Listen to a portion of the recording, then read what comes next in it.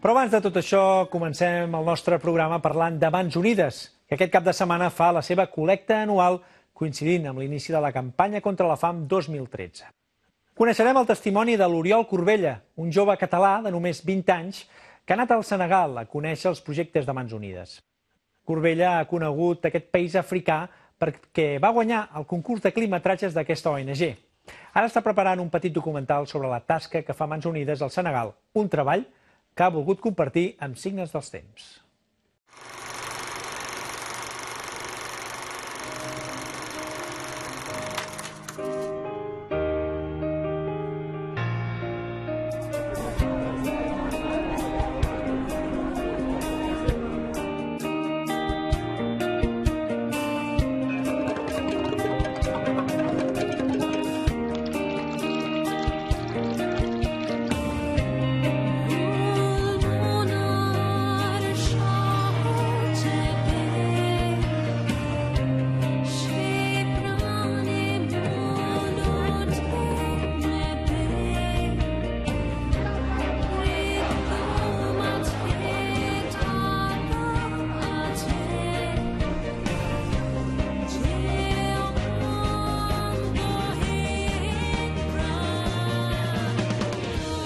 Vaig participar en un concurs de quilometratges de la ONG Mans Unides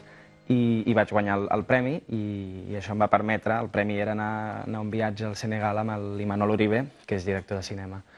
I bueno, jo mai m'hagués esperat als 20 anys, perquè més soc estudiant d'audiovisuals i poder anar a un país com el Senegal amb un director de cinema com l'Imanol Uribe, vull dir, ha estat un regal que no m'hagués esperat mai. No veo lentejas. Amb el viatge doncs, vaig aprofitar per gravar un documental amb una càmera en mà i anar gravant tot el que Mans Unides ens anés ensenyant i anar gravant com viu la gent al Senegal.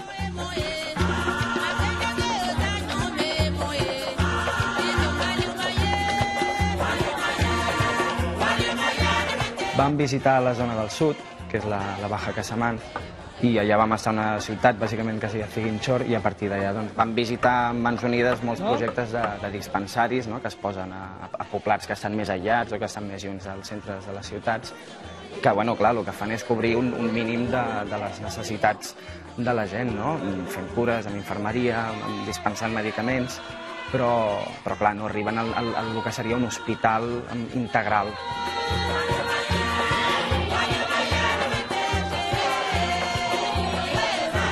També hi ha moltes maternitats, perquè si no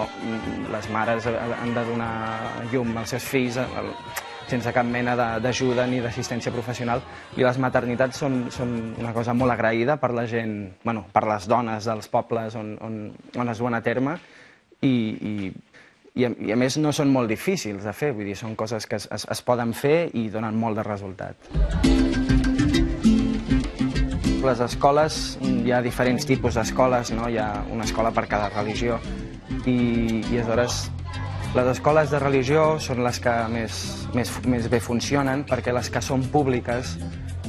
com que hi ha molts problemes i molta corrupció, doncs els professors no cobren i aleshores fan vaga durant 3 o 4 mesos, després els alumnes fan vaga un altre mes i aleshores els nens acaben anant 2 o 3 mesos a l'escola i no prenen res. I aleshores és un problema el tema dels serveis públics, perquè no estan gens ben desenvolupats ni donen el servei que haurien de donar. A Senegal conviuen 3 religions, la cristiana, l'animista i la musulmana, i conviuen a la perfecció. Vull dir, és totalment admirable la convivència, vull dir, en una mateixa família et pots trobar fins i tot les 3 religions en la gent de la família i pots celebrar les festes d'altres religions amb els teus veïns i ells venir a la de la teva. Vull dir, una convivència espectacular que ojalà es pogués aprendre a tot el món, també, aquesta convivència. A Senegal sona un tòpic, però la gent és feliç. La gent és més feliç que aquí i hi ha més somriures.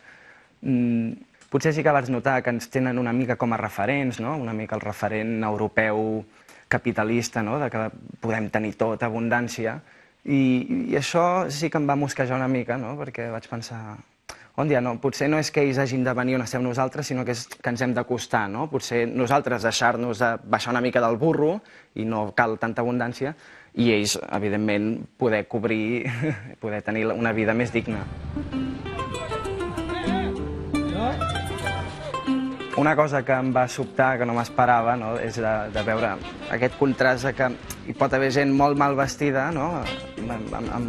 amb roba vella i bruta, però que a la vegada té un iPod o té un iPad o té uns smartphones o càmeres o telèfons. És un contrast que no m'esperava, vull dir, conviu la pobresa més pobra amb els invents més moderns que tenim nosaltres, no?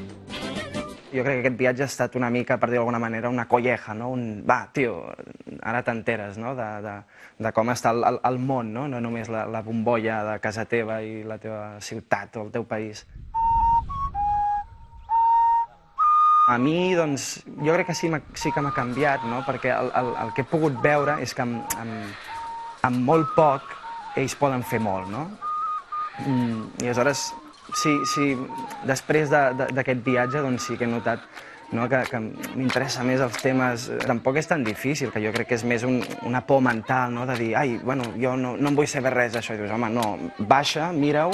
i ajuda, que tampoc costa tant, i aviam si entre tots podem canviar les coses i que